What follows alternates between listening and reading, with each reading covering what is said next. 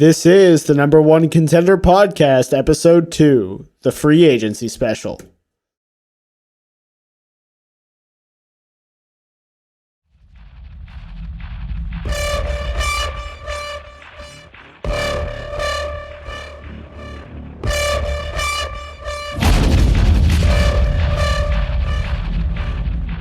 The Nerd Academy podcast is released weekly at 12 p.m. Eastern Standard Time, available on our website at www.thenerdacademypodcast.com and wherever you listen to podcasts. You can find the Nerd Academy podcast on Facebook, Twitter, Instagram, and YouTube. You can also help support the show by going to patreon.com/The Nerd Academy podcast, where every donation allows us to bring you more exciting content every week.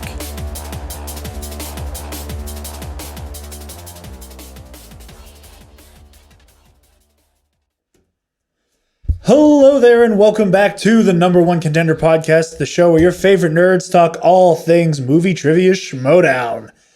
I am your host, Jarod the Dark Jedi Bachman Stubbs, and joining me as always, and I think still dancing to the idea of our theme music, is Black Leader Travis Grossman. I was dancing to your words, and I don't have a bit to start the episode, and that's rare.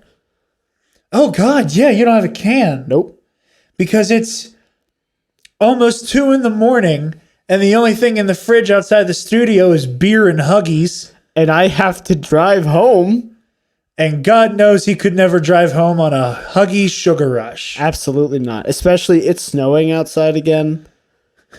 There's a good chance, like, the roads haven't gotten bad yet. It's been snowing on and off all day, and I really hope it just doesn't stick to the road. I hope so for your sake as well. If not, we can just cuddle in the studio. Just form like a yin-yang sign around the space heater. Yes, that is exactly what we will do. Well, folks, the free agency special has come and gone, and oh my God, it was a doozy. Travis, while I pull my notes up, thoughts on the free agency special before, without, I don't want to say spoiling, because odds are you'll watch the free agency special if you're watching this show. But I and you very much did not understand how the free agency special was going to work. No. In fact, we thought it was the exact opposite. And somehow we were still like 95% correct. Save for like the bombshell curveballs that I think blew everybody's mind. That you and I didn't account for specifically because we knew it would be draft shenanigans. Yeah. So for the record, Travis and I thought that basically what was on the table here was an opportunity for managers to pick and choose only from players they had on their team in 2020. Like Shannon did at the end of the spectacular. So all of our predictions were based around managers picking from their already established faction and not managers being able to reach over and pluck somebody from another one if that player so chose. Now, luckily, everything lined up anyway. For the most part. And I think like all the players we saw tonight are number one contenders. Show's over, go home. Anyway. So they're all like, everyone we saw tonight is in contention for a belt at some point. Like there's a chance if they really hunker down, they could go for it, or they have the belt. And so for most of them, that means what they've been doing works. So they're going to stick to it with like 4 notable exceptions. So very notable. Only a little bit, only a tiny bit, little bit, smidgen. So for the most part, you and I were right on all accounts. Yeah, we both had like at least 1 to 2 factions that we like completely cleared.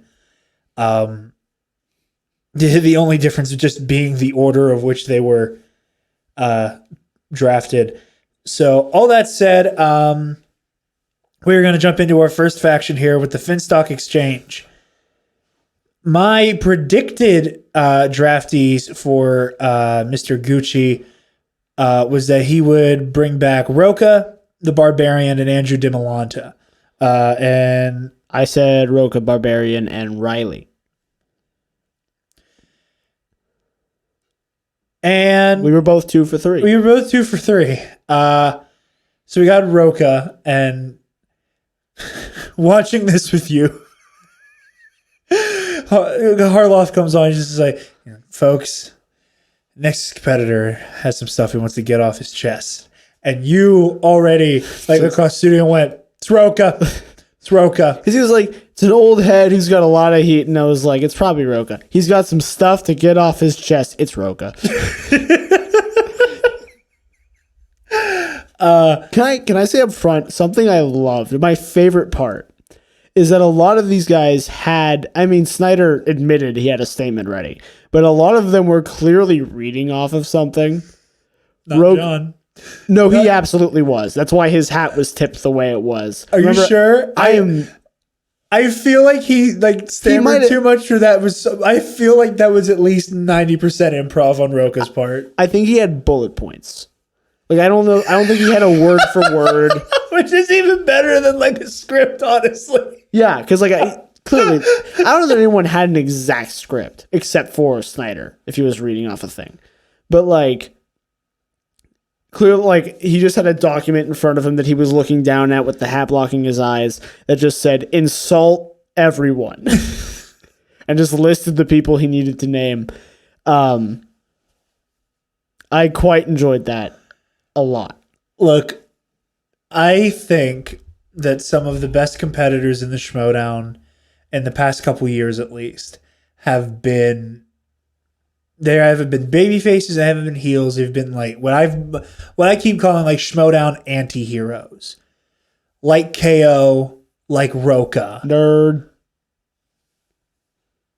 What? Calling you a nerd. Oh, you're not wrong. It's kind of the point.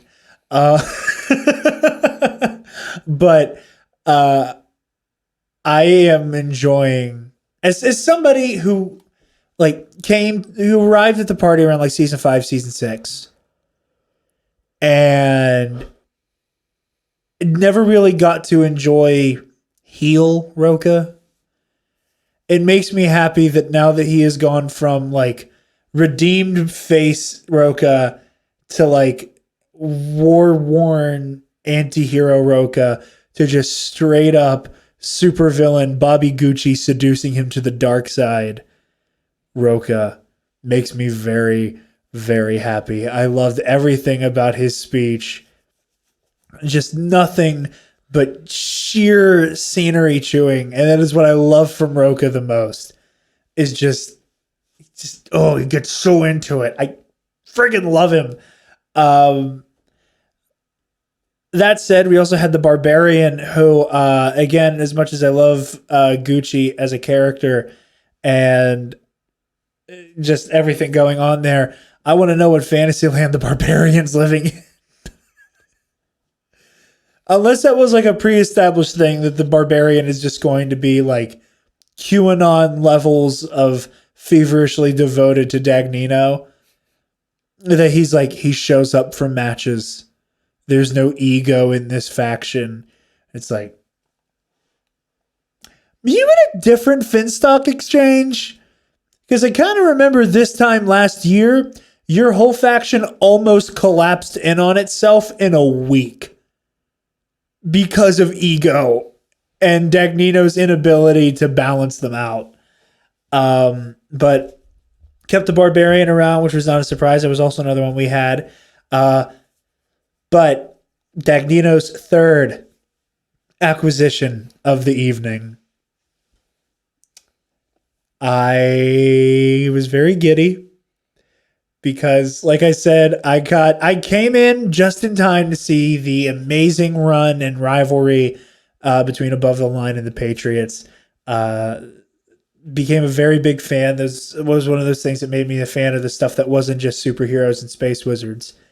And holy shit balls, JTE is back and is running with the Finstock Exchange reunion between JTE and Dagnino. Travis, thoughts on the first wave of the Finstock Exchange?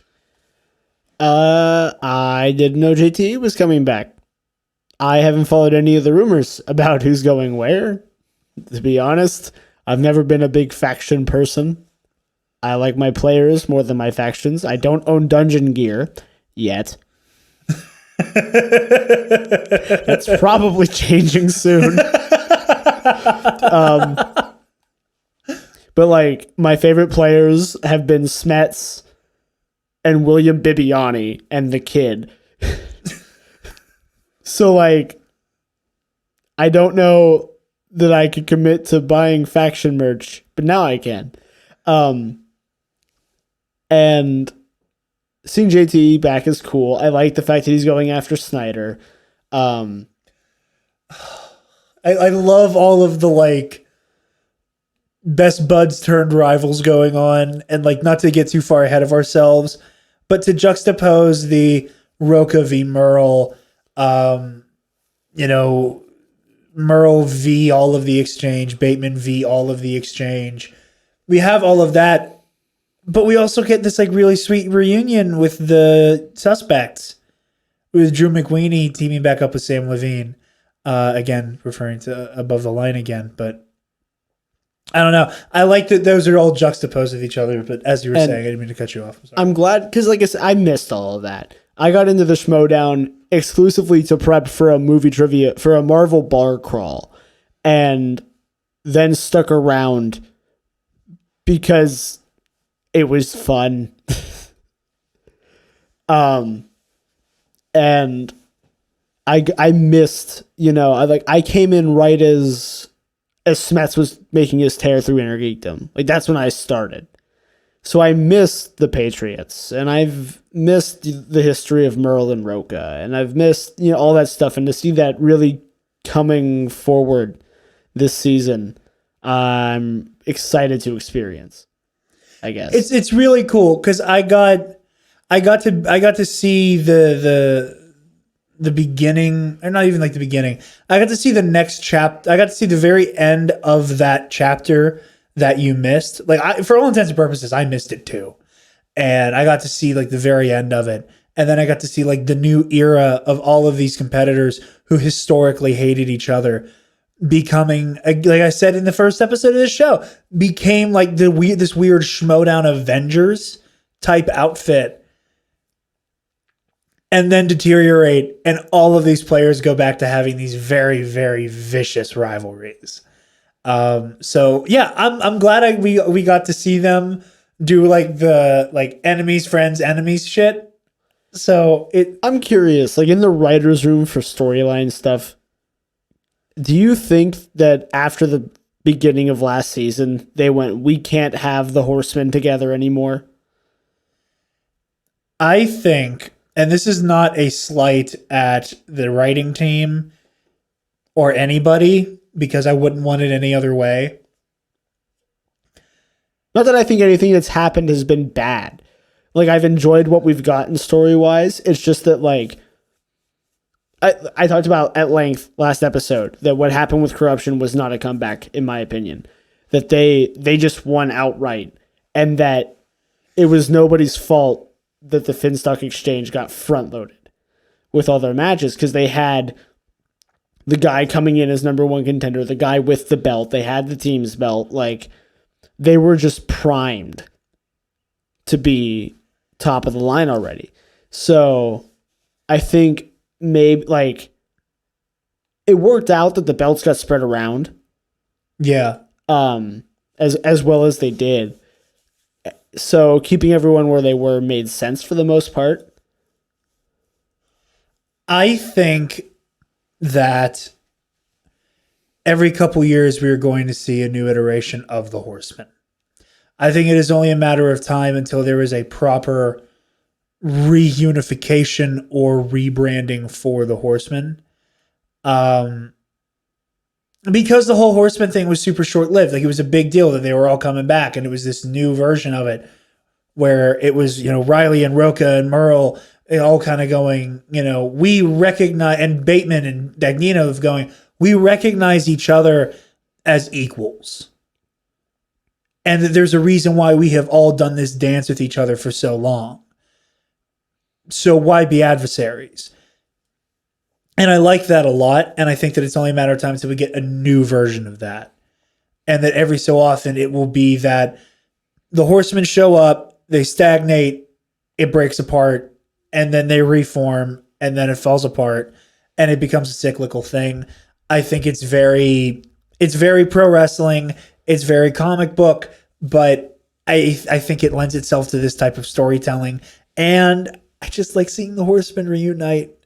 I want to see like the Horsemen get weird. I want to see people who aren't like Roca or Merle or Riley take up that mantle. I think that would be the coolest shit for somebody to be like, we're the new Horsemen. Video Drew is the only Horseman now. Video Horse.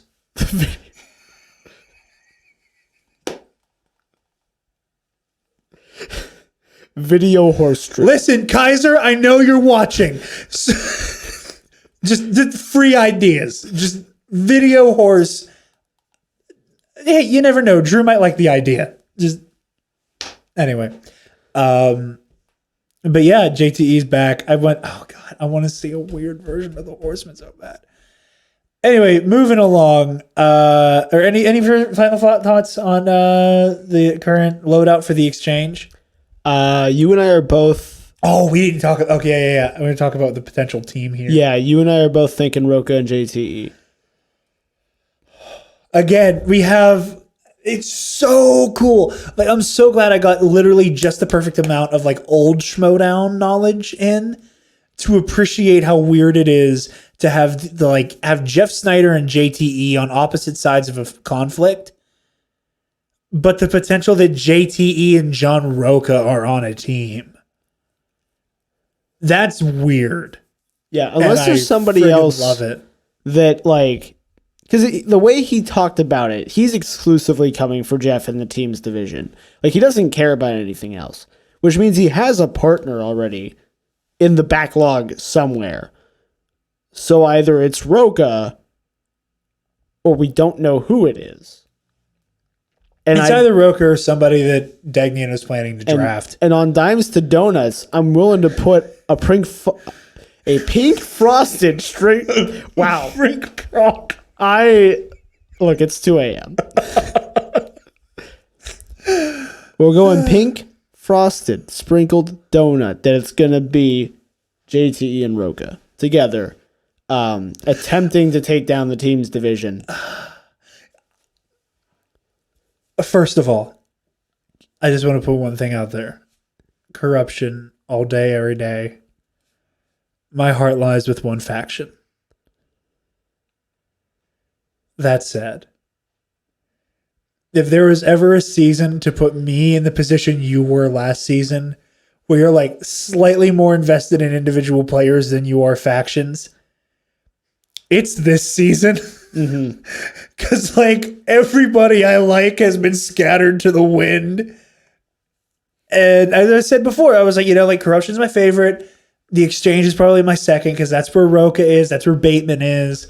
And Roca and Bateman are I wouldn't say really close behind KO. KO's like, he's in a league of his own. No pun intended there as far as my favorite goes. But I can't not... I will never get over the fact that I knew who Ben Bateman was before watching the Schmodown because of a card game. Oh my God. This is the podcast that I just realized that shitty chairs in the show. Oh, well. You want to tell that story real quick? Because that was a fun conversation we had. Yeah. So I've been in the Magic the Gathering for like 6 or 7 years now. And Ben Bateman is also in the Magic the Gathering scene. He plays a lot of Modern. He plays on the pro, not like heavy on the pro circuit, but he plays on the pro circuit. And I knew who he was because he had been on content creator stuff, like playing and showcasing product and just having fun. And I'd watched him play in a Grand Prix before.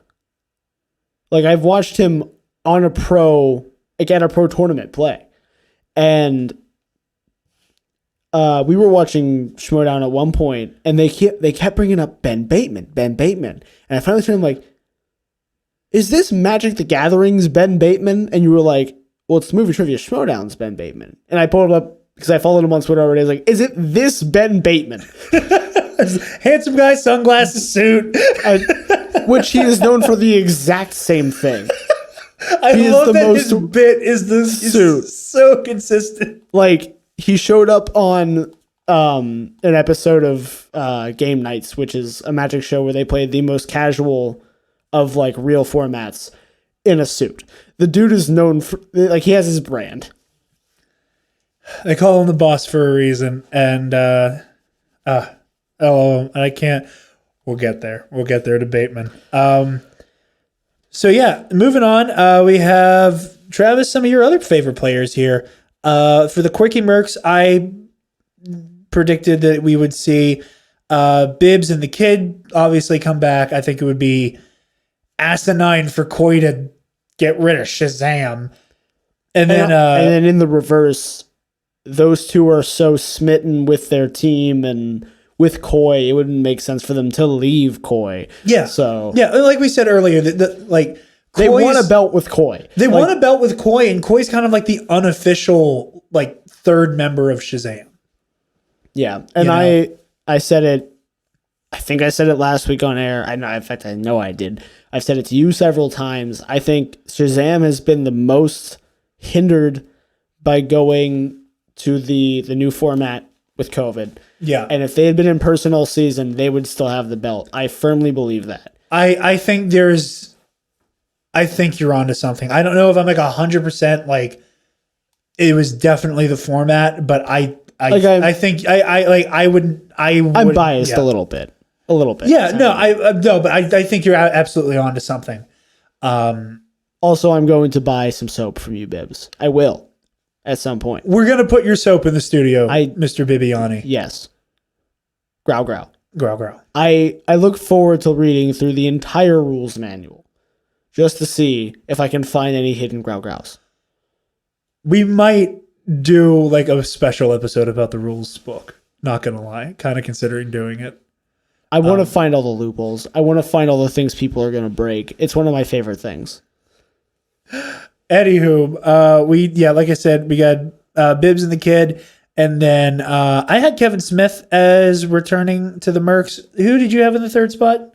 I've already forgotten. Scrimjaw. Yeah, I was just saying. So my rule, because again, thinking it was managers picking their three, my default was if I had two and a third open slot, I would just pick their Star Wars player because, like, you're going to double down on your guy. Even though, because they'll give you points in the Star Wars tournament, basically. Like, Joseph Scrimshaw is a powerhouse in Star Wars. He just is. And we did not understand how tonight worked. So, I also, because I thought about Smith. I thought about Kevin Smith, which is who ended up with Koi still. And that makes sense. Their energies fit very well together. Oh, I can't fake burps anymore. I don't like that. I can't just do them silently and pretend like I never did it. You know what's really unsettling? I'm just going to stop you right now. How little polish we put on the first episode of this. And then we turned around and Smets and Kaiser watched it.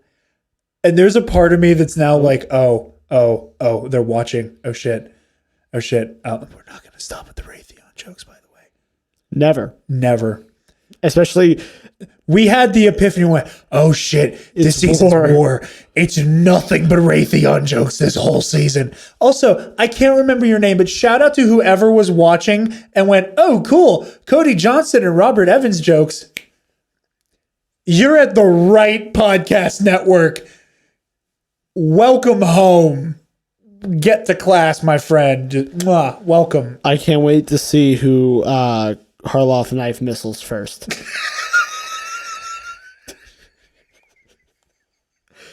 You just hear bomb sirens going off from somebody's house during a match. If Harloff could just do like a war criminal hit, it'd be Gucci. There's no other person that he would just straight up knife missile other than Gucci. Indeed. I think you can't convince me otherwise. I think it would be Kaiser if he could get an exact location for Kaiser, but Kaiser's so slippery that he doesn't know where he's going to be at any given time. Kaiser knows that Harloff is in with Raytheon, so like Kaiser just has like a contingent of orphans around him at all times to use as just like a meat shield. Explain this to your kid, Harloff. It's evolving. Harloff is now in with Raytheon. So when does Harloff become the CEO of Raytheon? I'll give it 2 weeks. It won't anyway, be Christian's flirt and flouse as the CEO of Raytheon. The flirt and knife missile, yeah.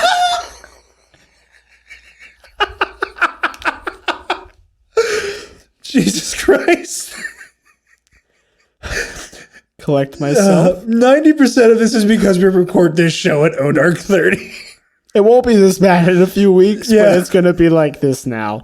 I didn't think much of Smith. Not like, I just don't see him competing that often. He's a busy dude. He's got a life. And, you know, I don't see him competing in the singles tournament anytime soon. And that's why I wasn't like, and he's going to be up. But I guess he's like the big, we have Kevin Smith playing in our thing, so we're going to flaunt it. So it makes sense for what they did tonight. But I think you had Smith picked, right? Yeah, I did pick Smith. Because I really do think and hope that Kevin is going to be really, really active in the league. Well, clearly, like he's going to be active as much as he can be because he likes playing. We've seen that. He had the time of his life between the match with Jericho and then the match at Spectacular. I also hope Jericho sticks around. Funny as hell. But yeah,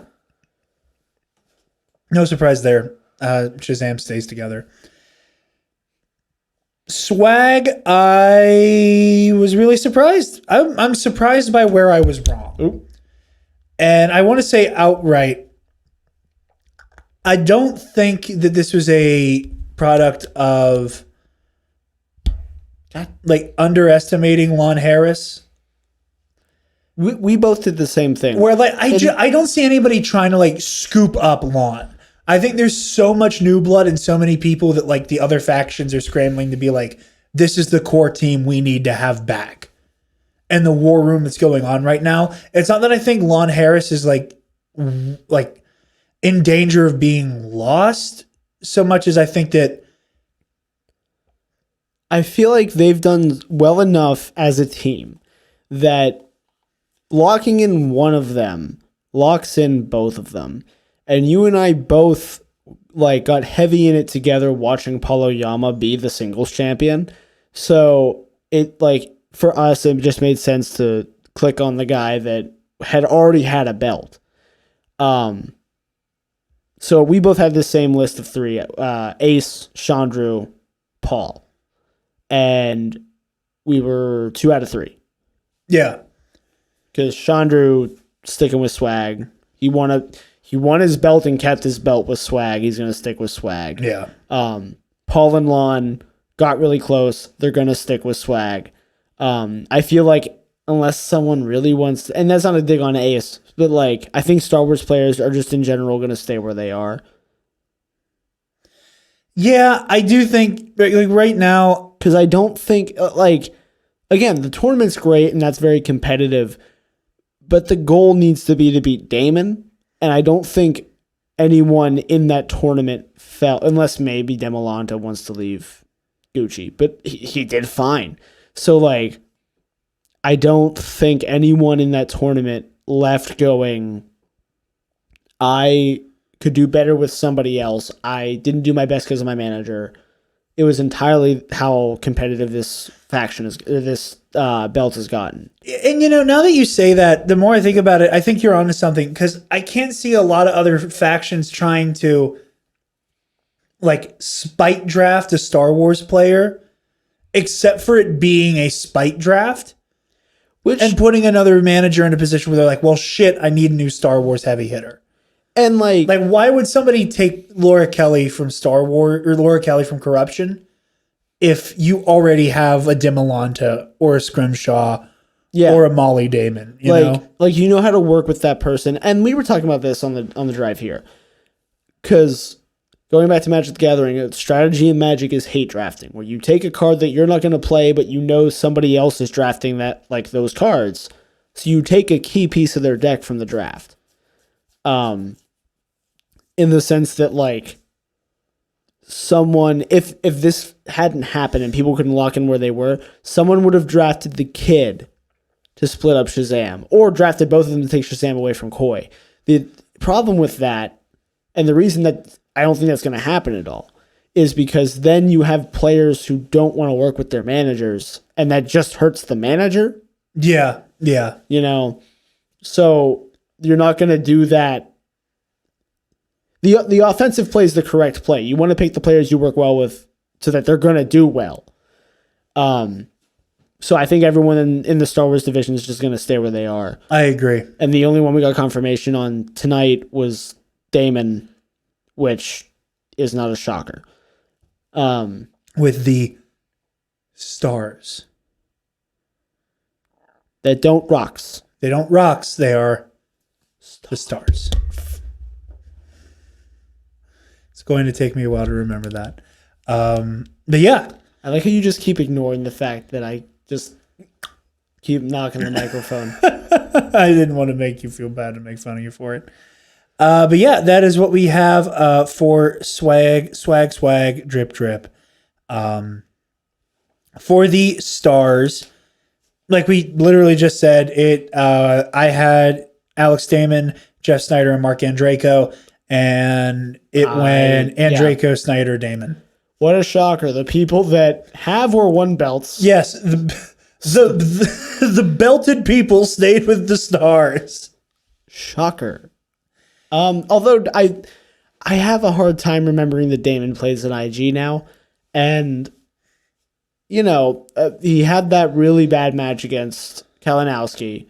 I think that was just a bad night for him. I think he can rebound and still do great. He did great before that. It was a bad night against like the last player you want to have a bad night against. Pretty much.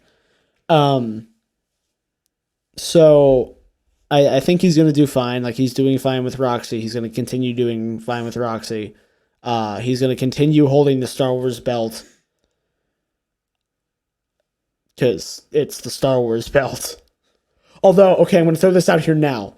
Because I thought about it while we were watching it, and I want to see it. I want Dan Merle. Dan, if somehow you see this, I want you to take... Well, we know his manager watches. John, listen. Give Merle 3 to 6 months of nothing but Star Wars studying. And then have him go against Damon. I just want to see if he can do it. I think he's got... Because, funny. Like I said, I don't think he gave up and didn't try it all last season. But he definitely was like, if I keep this belt, I keep this belt. That's how I felt most of the season. Yeah, I don't know. Maybe it was because it wasn't live and he couldn't get into the moment of those title matches. I think for me, the way to describe it is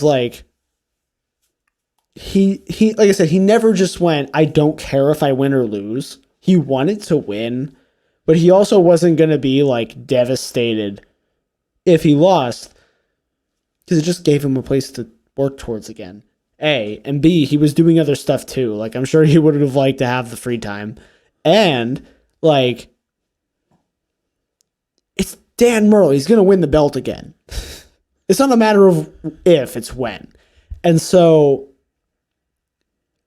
like, that's why I won was such a funny moment, was because he was like, well, I lost. Like, I gave him my best shot. I gave him a match, and he beat me. I won. Exactly. So for him now, he has that fire lit under him. I think, like, if he put the studying in, I think Dangerous Dan Murrell could give Damon a run for his money. He would need the time. He would need a lot of time. Here's what I will say, and this is not a slight against Dan Murrell. It's Dan fucking Murrell. Like, just leave that there. I think the thing that sets Star Wars apart from the rest of the MTS is a level of non-movie knowledge you need to have to be competitive. Like, at its core, there is, like, yes, it's a question that has to do with the movie, but most likely, if you know the answer to some of those questions, it's not because you've seen a movie, it's because you've read a visual dictionary. It's because you've read a novel or a comic or played a game and picked up that information somewhere else. Which is why I'm saying give him the time. I don't think that you can come up. I don't think he would have to drop everything else. He would have to drop singles, he would have to drop teams, he would have to drop Intergeekdom, which he never even got to compete in this. I want to see Dan Murrell compete in Intergeekdom. I want to see him compete in the IG. I think Dan would be so much better in IG than he would in Star Wars, even with, like, the Batman style prep time. Like, I'm giving him the Batman. I'm going to beat you for a minute. I'm giving him the Batman style prep time. 3 months, nothing but Star Wars. I think he has a shot. But and I will say, and you know, he has better fish to fry. He has bigger. You're right. He has bigger fish to fry, and you know, we're going to finally wade into the water of some really spicy Schmodown takes. I think that they're speaking very generally. Part of the problem with the whole "we have to beat Alex Damon," you know, mission of the Star Wars division is the fact that he is Star Wars explained and is a studying resource for so many people in the division. Because I think to truly be a powerhouse in that division, it requires that obscene, almost comedic, minutia level of detailed knowledge that only comes from that type of person who is like, the first memories they have are Star Wars. That go, that just their whole life has been Star Wars. Let me rephrase that. I think the odds of somebody who is coming from Merle's, like, level of knowledge, I don't want to say fandom, because then it's like we're assigning trivia knowledge as value of fandom and currency. If you follow me on Twitter, you know I think that's bullshit. You don't need to know the members of the Jedi Council to love Star Wars. You know, that said, I don't think there's enough time in the world for Dan Murrell to accrue a level of knowledge to be competitive with Alex Damon. Like, well, we'll find out in 3 months. I want it. I just I feel like if anyone presented that to him, he would want to try it as like the mountain he hasn't climbed yet. Because like that was IG for him. That's why he wanted to play an IG. Yeah. It was like, this is the mountain I haven't really scaled yet. But like, imagine scaling a cliff in space without a space suit. Like, that's what I'm asking you to do right now, Dan. That's what I want. But anyway, shush. But yeah, that's just me. I think that's why the only people who are like really, really competitive with Damon have been Dimolanta, Scrimshaw, and Laura Kelly. Who, in my opinion, out of anybody who's really played, and like Ken's there, and again, I say this as somebody who is a very big fan of Ken Knapsack as well. He was my favorite until KO became the killer. I don't see anybody who does not have that like really weird naming characters in the cantina.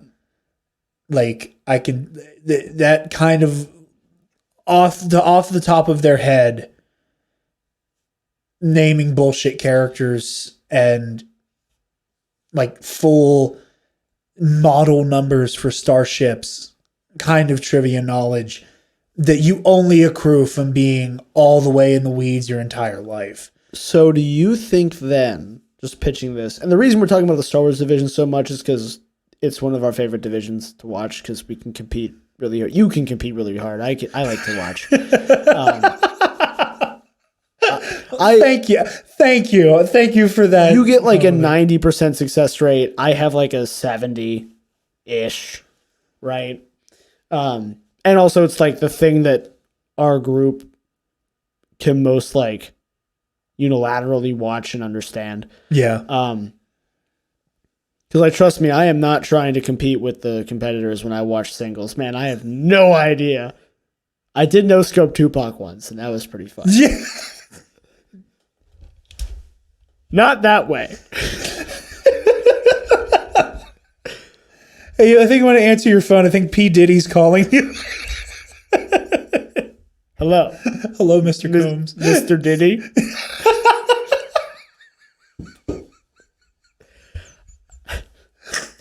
So does the... I'm calling Joel in the morning. I need you to change the quote on the website. What do you need me to change it to? I no-scoped Tupac twice, Travis Grossman. It's funny because he was shot twice. I said not like once. When he died. Oh, I thought you said twice. No. I for some reason, because I know he was like shot twice, but the one time killed him.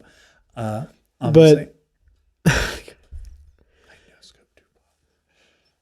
does the goal of the Star Wars division now just become winning the tournament?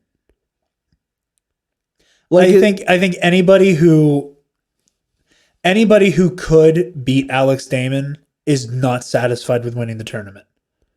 But I just don't think that person exists. I don't like. I know I just did the bit about Dan Merle just because I want to see. I just think that's a neat idea. But like, I don't think, and that's not a knock on anyone in the division. I just don't think it can happen. You know. Yeah, I'm really that's why I think the Star Wars draft is going to be interesting, or like the players who go into Star Wars who get drafted is going to be interesting. Because I know one of the people from the Dragon Con trivia competition that has given Damon trouble. Because only recently has Alex Damon won the Star Wars Dragon Con trivia tournament. And that shit goes over all of canon. So like it's like everything, including like books and stuff. Yeah, books, comics, video games. Oh, yeah, that's insane. The shows. I think there's like one or two people from the Dragon Con shit that are also going to be showing up here. Ooh. And yeah, I'm very excited for that. But lights out Laura Kelly all day. She's got this. But yeah, that's the rock stars. For the Den, my predictions were, for some reason, I thought Paul Preston wasn't competing this season. You idiot. I really, really was like 100% convinced Paul Preston wasn't in. So my predictions were as follows. Ben Goddard, Rachel Silverstreeny, and Brett Sheridan. I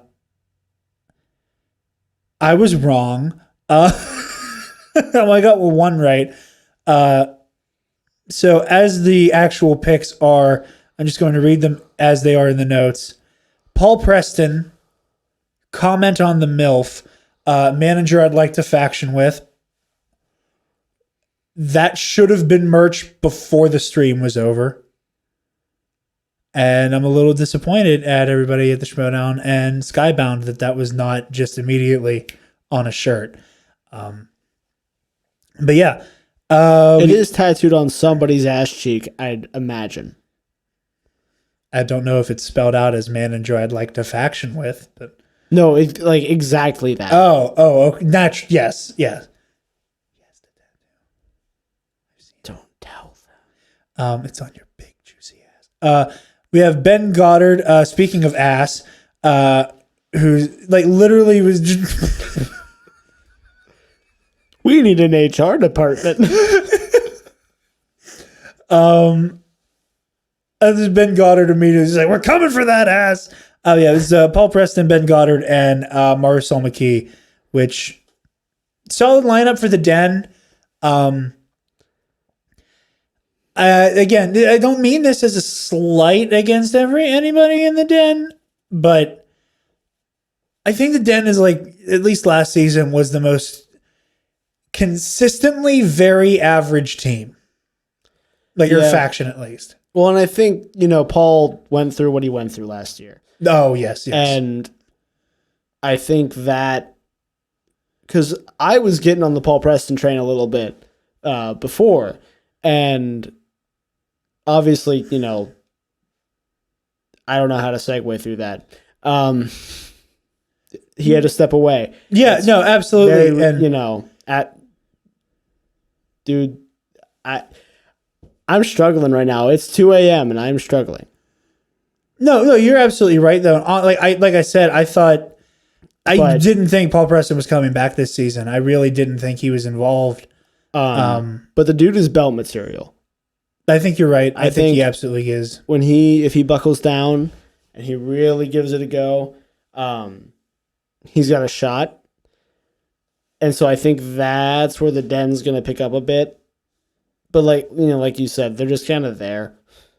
For the most part, I don't mean that in a bad way. No, because there's absolute stunners on this team. Ben Goddard included, and Marisol McKee as well. Like, there are some people who are just straight fire killing machines. I just don't think the Den really got a chance to shine last season. And they had a lot of other people to contend with there. We're going to skip over the dungeon because we're going to talk about them last. Wow, making me wait. Yes, I am. I'm also trying to, if Mr. Kaiser is listening, we're going to make you wait too. I'm going to tease you a little bit, John. We would really like to interview you. I'm buying dungeon merch.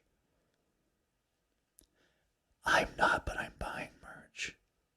And it will make the pot sweeter. That you're probably going to win. That's not even because I'm a fan. We'll get there. What's next? Suspects? I am having a rough time tonight. I tell you what. Okay. I think we both got one person on this one. I know. So yes, my prediction for the Suspects was that we were going to get Ethan Irwin, Andrew Guy, and Molly Damon. All I remember is that I put Ethan Irwin. We ended up with Liz Shannon Miller, Ethan Irwin, and like we said earlier at the top of the show, Drew McQueenie. Hell yeah. Who looks incredible. My God, dude. Congratulations on your journey. Looking great. Holy hell. I had Irwin, Janine the Machine, and Molly Damon.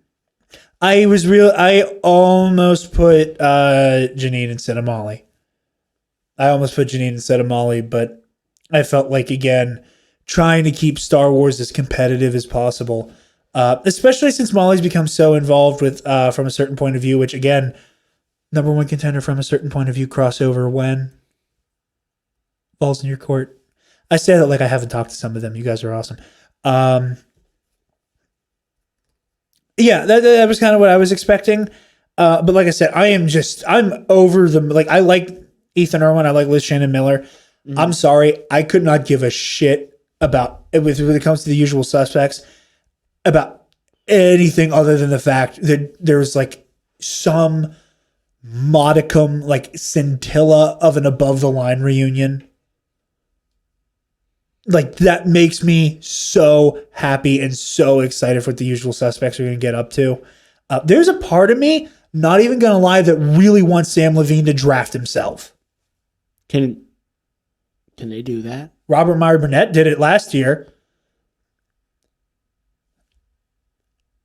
Not a great example, but he still drafted himself so that he could play. I don't hate that idea for Sam. I think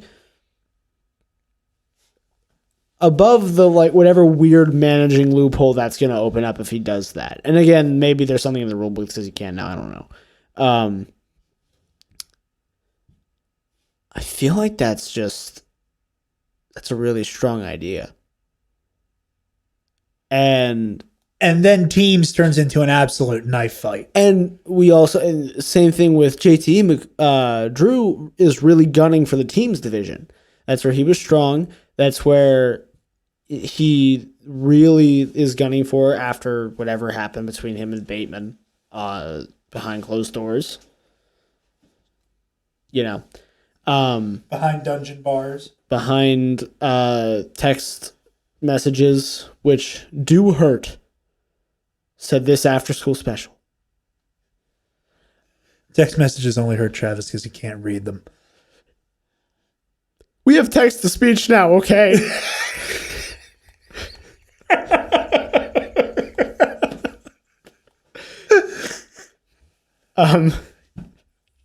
But yeah, I think that could be the way to go. That or does Ethan Erpelin have a teams partner? I believe he was playing with Janine last season, right? That's right. Yeah, never mind. Keep them together. They rock. I was going to say, I did not hallucinate that, right? No, like, you I did completely, not. I felt like I imagined that entire team from you asking that question. Yeah, I just couldn't. 2020 was like 8 years, dude. I don't remember anything. Right? But yeah, absolutely. Dude, Sam, go for it. Do it. That'd be awesome. Well, because, again, you got to figure. So we have what, again, potentially could be JTE and Roca as a team. The Odd Couple's kicking around in there. Corruption is in there. The Shazam. The Shazam. Shazam is in there. Let's say, throw Deception in there. The Final Exam is in there. Now add the possibility of Above the Line coming back together. And the potential for a Bateman-Merle team up. That's going to be a whole discussion when we get there. The potential there for the teams division, season 8, the war could just be a war for the team's belt. In which Bobby Gucci sells all of his designer clothing to get his hands on some Raytheon missiles. To carpet bomb all the other factions. I'm just kidding. He would be able to get to Shannon because there's probably a corruption bunker. But yeah, I love how the usual suspects are stacking up. Is that where he's been? Do you think he's just arming up? Who? Dagnino. Do you think he's just slowly acquiring Raytheon missiles? Yes. And that's why he had to miss Spectacular? And he's making them all look Gucci brand. I love it. He's painting each individual knife inside of the missiles. Anyway. Yeah, fingers crossed for an Above the Line reunion. All Raytheon jokes aside, I really, really, really, really, really would love to see that. And bringing it home with our final faction. Holy shit. That's it. So I got spoiled at work tonight. I opened Twitter, looked down, and all I saw was hashtag it was literally just hashtag the dungeon at Ben Bateman, at Dan Merle, at Robert Parker. And I was like, oh my shit. And because we misunderstood this so badly, my predictions for this look nothing like what actually happened. We both pretty much did. So I put Smiths in mine because I love my boy and he's staying home. And as soon as he's back in fighting action, he will get his belt back. But we both had Robert Parker and Eric Zipper. as R2. And then you had Video Drew. Zippity-doo-dah. So that wasn't right. Because again, we thought they could only draft people who were in their faction tonight. I thought what we saw tonight was what we were going to see next week at the actual draft. Where like, because I knew wherever Bateman and Merle went was going to be the top talk, right? Yep. Like those were the two really heavy hitting players that were up in the air and didn't have a place to go. And so, or like, didn't have a default place. Yeah. I am surprised. I did not think they'd end up in the same faction. Because since Dan's the one that made Ben turn heel again, I thought they were going to have a feud separate from everything else. The fact that they're both in the dungeon now, do they drop that team up and go after Tom? Do they drop that team up and just win teams because it's Ben Bateman and Dan goddamn Merle? Or do they still hate each other and they're both on the dungeon, which just seems to make sense? I think that the storyline you go with this, that you take to make this work, is that both Ben Bateman and Dan Merle have like an Aaron Burr moment. And it's like, you know, in every failure, all I see is you with Dagnino.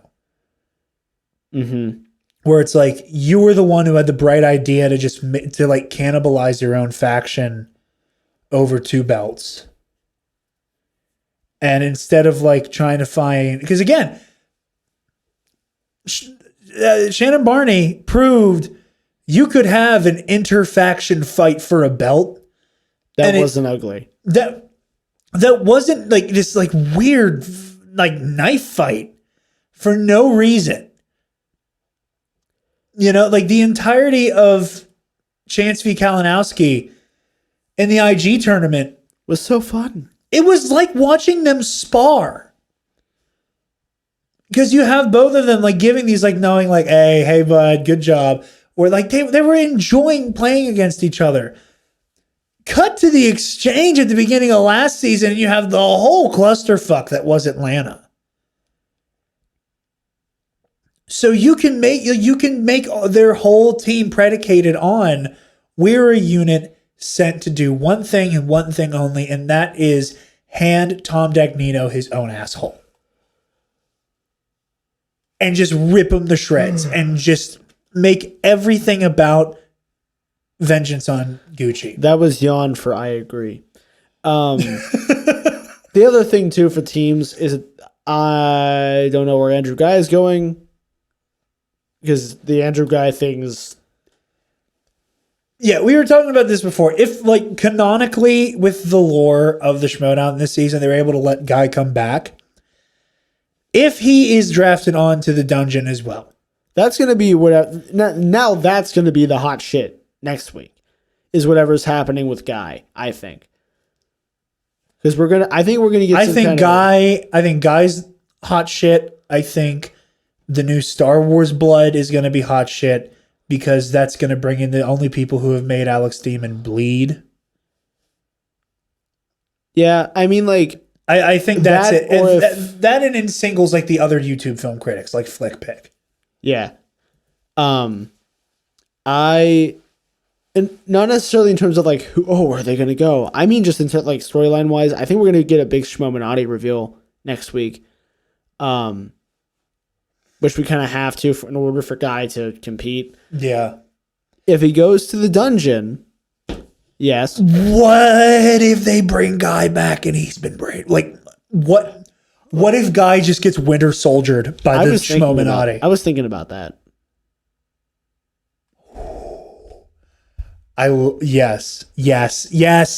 Winter Soldier Andrew Guy. Oh my God. I keep talking. I'm sorry. Like, no, like Winter Soldier, like Winter Soldier Andrew Guy paired up with like chip on his shoulder, like bloodlust Ben Bateman. Oh my God, please. That needs to be what happens. That would be so goddamn cool. That or Bateman and Merle. Yeah, that's why I'm not sold on Bateman and Merle yet, because we don't know what's happening with Guy. And either way, they're both doing so well. Merle also sounded like... So basically, all the teams that got split up, everyone was talking about playing in teams.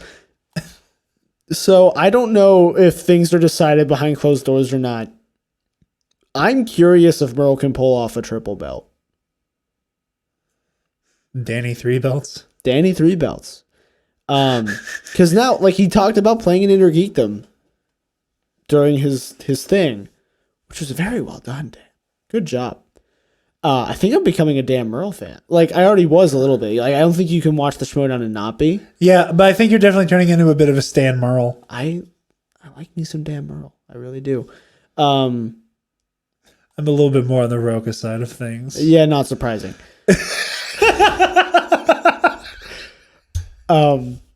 Get ready. Get fucking ready, you clown. Anyway. But this is like... Dude, the dungeon is so stacked. Between...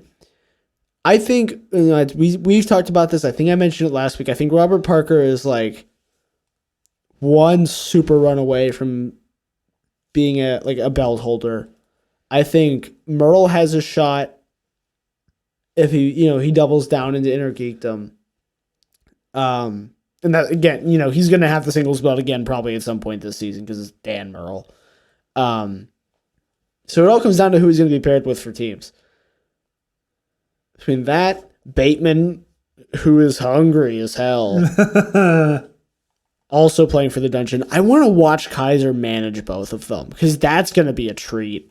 It is. I want to see, because one of the things that are so hilarious about the way that Kaiser is written, as it were, is that it's only the people in the dungeon who take Kaiser seriously, and everybody else is just like, "Who are you, you crazy man? Like you just appeared." And you just say shit to people, and it's part of Kaiser's charm. It's what makes him hilarious, and makes him one of my favorite characters. And I think now we get to see I think we're gonna see from Dan Merle what we saw. It's Dan Merle again, but what we saw from Smets when he ran through Intergeekdom, where Dan's not gonna care about pleasantries anymore. He's just gonna win. Yeah. And I think the only reason we're not going to get that from Bateman is because Bateman cares way too much about being a ham, which I love. But, we're going to...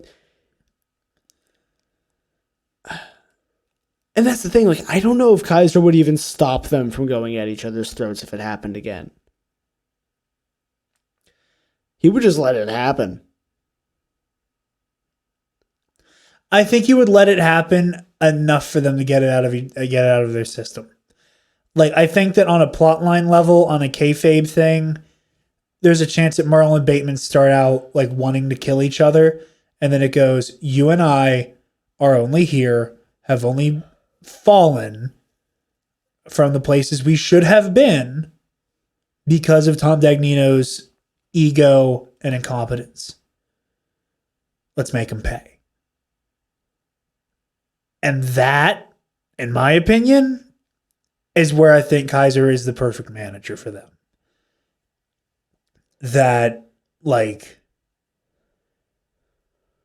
Kaiser is really good as a character, again, with the character work at least, of being that, malevolent voice in your ear. Of go out there and rip them apart. Again, like I said last week, smash them. That I cannot wait to see Kaiser's version of smash them for the two of them. And that's what I'm saying. I think that's we're gonna get that big energy between him and Merle. I think between him just very much fueling that fire of I'm gonna rip through this division, and Merle really wanting it now, just to kind of reassert who he is. Yeah. between that and now that Bateman's tasted having the belt, he's going to want it back. You know, that was his big thing. I also think he's going to want to beat Dan at some point just to say he's done it. So, yeah, I'm really excited to see what comes from the dungeon this season. And again, like this is saying nothing of all the other players who get drafted next week. Mm-hmm. And obviously we'll be back same time, just as goddamn slap happy.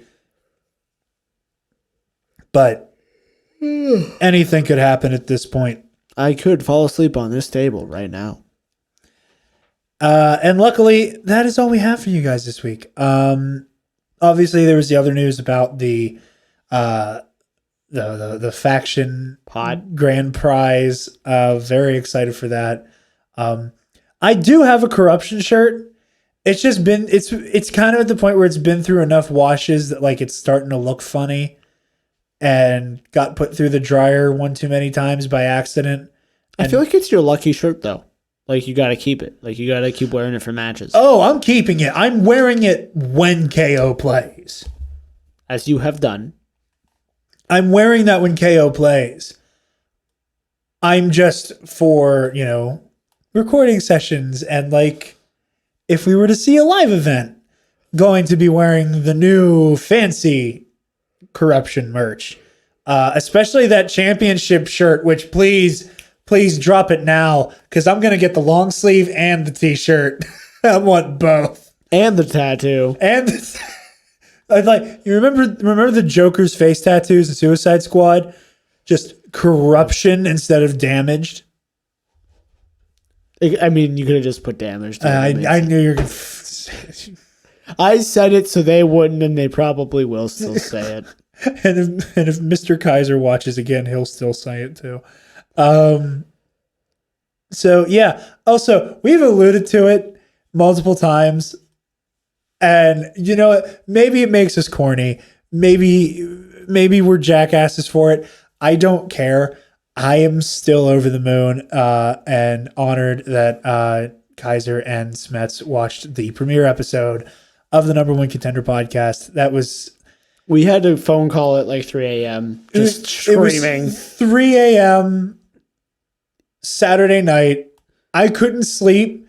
So I was like, maybe a shower will make me sleepy. And as I'm getting out of the shower, I was listening to Behind the Bastards and about to step out of the shower. My phone goes off. I hear a little bloop, bloop. And I look over, it's like, oh, email. And I look at it and it's like, oh, like someone left a comment on your video. And I open it and it's like, blah, blah, blah, Kevin Smith. And I'm like, I'm starting to freak out. And I'm just as I'm like trying to like, my wet hands trying to open my phone so I can call you, just immediately it pops up that you're trying to call me. And I'm like, oh my God, he sees it. He's seeing it. Holy shit. We're losing our minds. We absolutely went postal. I was about to go to sleep and I got because we found a good few subscribers the past couple of the week. And we thank you. Thank you very much. Yeah, we picked up a few subscribers. The first episode, Number One Contender is doing well. Yeah. We are honored. Just really over the moon with how excited you guys are. And so that's what I thought it was. I'm like, oh, comment. Cool. Someone like probably from the Facebook group. Yeah. You're more active in the Facebook group than I am, but I look at everything. And I was like, probably someone from there that came over and is either saying they really hate it or they really like it. And no, it was just Kevin Smets. And then just Kevin Smets. And then half an hour later, while we were still on the phone, then it was just Kaiser. And then, jaw in lap. But yeah, thank you guys for a really, really humbling reaction to the first episode. And we really hope you guys stick around with us. Once we get through this first wave of beginning of the season stuff, the show will be recapping all the matches, talking about plotline stuff. I'm going to be paying very close attention to backstage and a lot of the other after shows, paying attention to interviews, stuff like that. So stay tuned for that. And for those of you at home, and those of you who may or may not be patrons and may or may not watch the live events as pay-per-view stuff, the Friday nights, because we record this on Friday nights whenever he and I both get off work, we will be covering live events. As they happen. So whenever the big Star Wars triple threat and Dandapani v. Canopic happens, that the next day, that episode of Number One Contender is going to be covering that. Maybe we should do them kind of like movie reviews. We have like our non-spoiler thoughts in front of our movie reviews. Yeah. And maybe even like if it's a big week of matches, like if we get like the normal number of matches and then the live event, maybe even split it up into 2 episodes where we do like the very least just put the live event at the end and be like, hey, we're talking about the live event, go away. Yeah. So like I said, we'll figure it out as we go. But just so that everybody is aware, that is how we're going to be covering the live events. This will be a spoiler heavy area. We will not be putting any winners or anything like that in titles or descriptions, but it will be labeled as, Number One Contender podcast episode, whatever, such and such v such and such, or like Star Wars triple threat, Canopic v Dandapani title match, stuff like that. So you guys can clearly tell what matches are being discussed so that if you don't want to be spoiled, you know what you're getting yourself into if you press play. Just so you guys are all aware of that, because I do know there are some people who do wait for it to just go up on YouTube, and that's how you prefer to enjoy the Schmodown. Just keep in mind, we will not be a spoiler safe zone when those matches come to pass. So you have been warned. We will reiterate that at the beginning of episodes. However, I just thought it was prudent to say that now so that everybody's on the same page with that. Also, we are hoping to eventually try to interview some players. And I'm hoping to have some really good content coming through Number One Contender. I'm very excited for this show, very excited for this season. We got a lot to look forward to. With that, Travis, where can the lovely people find you, my friend? They can find me sleeping at Travis Political on Twitter and Instagram. Yes, they can. Mostly Twitter, because I don't really use Instagram. Jarod. Yes. Where? That one actually kind of scared me. I don't know why.